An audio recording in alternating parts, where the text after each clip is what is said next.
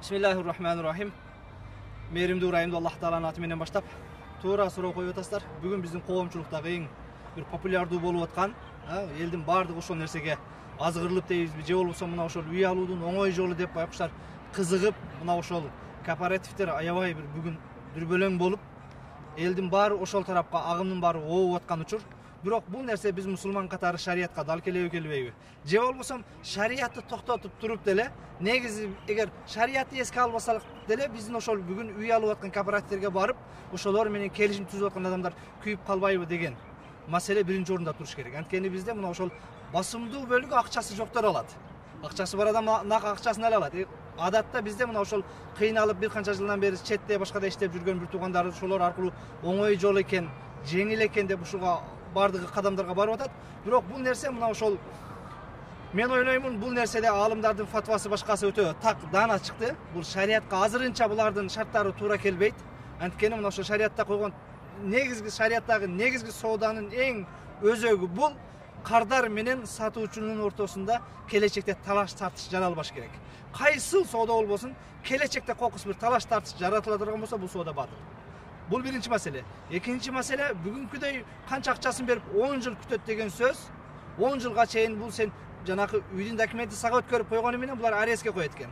Демек 10 жылдын ичинде бул кооператив кайра жоюлуп кете турган болсо, башка болсо, сенин үйүңдү кайра тартып алып, жана сен төлөгөн акчаны 5 жылдан кийин кайра берип коюшу мүмкүн. Бүгүн мисалы үчүн мен 1 миллион төлөп 10 жылга үй ала турган болсом, калган ошол кооперативде төлөп берип, кайсы кооператив экен айырмасы жок ал. Кайсы экен айырмасы жок, бардыгы эле бүгүнкү күндө бизде шариятка дал келбей атат. Ихсан болобу, Ансар болобу, мына ошол компанияда иштеген кээ бир балдар да менен байланышты.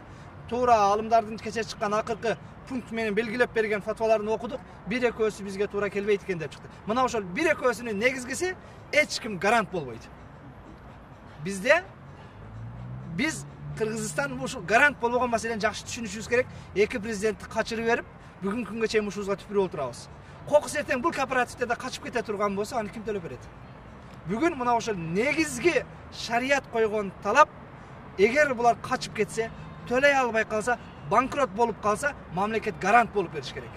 Ошондуктан мен бүгүн силерге окшогон журналисттерден бир-эки журналисттер чыгарып атат булардын туура эмес кылган кадамдарын, же болбосо булар менен кардардын ортосунда уже жанагы эмне жарака кетип, ызы чуу башталганын.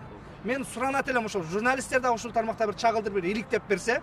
Экинчиден, мына ошол улуттук коопсуздук кызматы мамлекетке, элге бир жанакы кооптуу болгон нерселерди коргоп, мына ошол адамдардын акчасын коргоп берүү маселеси ушуну бир иликтеп чыкса.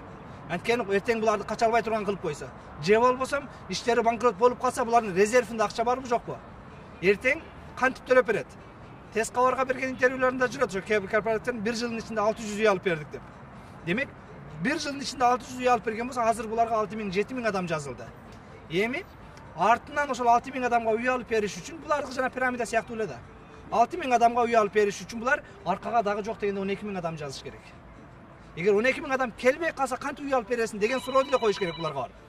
Эгер ошол 12000 адам келбей калса, бүгүн эч ким ошол кооперативге ишенбей калса, 6 айдын ичинде үй алып бере аласыздарбы деген маселени коюшубуз керек.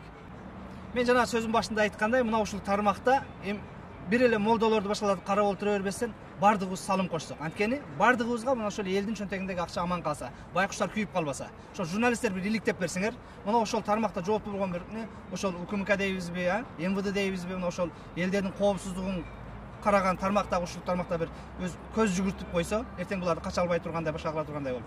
Жана ошол эле учурда жараткан пайгамбар саллаллаху алейхи вассалам хадисинде айткандай, иннал халала байюнун ва иннал харама байюнун. Адал дагы белгилүү, арам дагы белгилүү, ва байнахума умурун муштабихат, ортосунда күмөндүү нерселер бар дейт. Ла я'ламухунна касирун минан нас, ошол күмөндүү нерсени адамдардын көпчүлүгү билбейт дейт. Демек, мына ошол адамдар билбеген күмөндүү нерселер ушуларда бар азыр.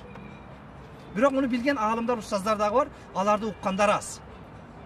Ва ман ваqa фи шубахат, ваqa фил харам. Ким ошол күмөндүү иштерди кылса, арамга түштү дейт. Кээде бүгүн оңой жолу менен үй алам деп отуруп, арамга түшүп калбайт. Иштер айтышы мүмкүн. Элдин көпчүлүгү эле алып атат го, көпчүлүгү эле кылып атат го деп. Ал харам япка хараман, ва ла яфалухул жами'. Эгер элдин баары кылса дагы арам бойдон тура берет. Элдин баардыгы кыла берген нерсе боло берет деген сөз эмес.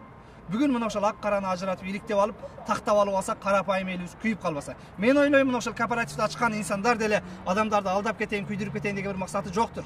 Бирок биз айтканыбыз бул жерде мына ошол шарият койгон талаптарда мүчүлүштүк барбы? Демек акыры жакшылык менен бүтпөй калуусу мүмкүн деген кооптонуу гана. Негизи баарынын ичине ийгилик каалайбыз. Эгер адал болгон болсо, жакшы болгон болсо, ийгиликтүү болуп мына ошол акчасы жетпей аткан инсандарды үйлүү кылганы бул сооптуу иш. Пайгамбар саллаллаху алейхи вассалам "Хайрун нас анфаухум линнас", адамдардын эң жакшысы адамдарга пайдалуусу дейт. Эгер пайдасы тийген болсо жакшы, бирок мен ойлойм, эртең залакасы тийип калуусунан коркконубуз. Элдин баардыгын кооптонгону ушул тармакта бир абайлап, ошого карап анан келишим түзүп үй алышса, адамдарды ушуга эскертет элем. Андан тышкары мына ошол кооперативдин баарына Кудайдан корккон адамдардын акысынан коркуп, туура жолун тандагыла деп эскертип кетет элем. Алла ыраазы болсун.